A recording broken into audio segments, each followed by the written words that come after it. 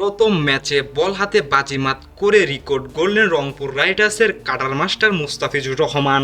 দর্শক, মুস্তাফিজুরের বল বুঝতে পারলেন না চট্টগ্রাম রয়্যালসের 1 কোটি টাকার প্লেয়ার নাইম শেখ।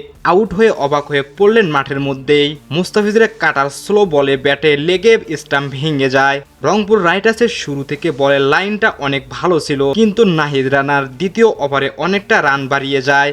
কিন্তু চট্টগ্রাম রয়্যালসের ব্যাটিং লাইন তেমন শক্তিশালী ছিল না, যার কারণে একাধিকভাবে উইকেটের পতন ঘটে। আর এজন্যই তাদের রান সংখ্যাটা একটি বেশি প্রতিফলন এগিয়ে যেতে পারেননি। তবে আজকের ম্যাচে মুস্তাফিজুর রহমান সবাইকে অবাক করে চট্টগ্রাম রয়্যালসের হার্ড হিটার ব্যাটসম্যান নাইম শেখকে আউট করে হাজারো কোটি ভক্ত সমর্থককে তাক লাগিয়ে দিয়েছেন। তবে যদি কাটার মাস্টার মুস্তাফিজুর রহমান রংপুর রাইডার্সের হয়ে প্রতিটি ম্যাচ খেলেন, তাহলে কোনোটা ম্যাচেই তার ব্যর্থ পরাজয় আসবে না। তো দর্শক, মুস্তাফিজুরের এমন বোলিং পারফরমেন্সে আপনাদের কেমন লাগছে অবশ্যই আমাদের কমেন্ট বক্সে জানাতে ভুলবেন না। এবং আমাদের চ্যানেলের নতুন নতুন ভিডিও পেতে হলে চ্যানেলটিকে সাবস্ক্রাইব করে আমাদের পাশেই থাকুন। ধন্যবাদ।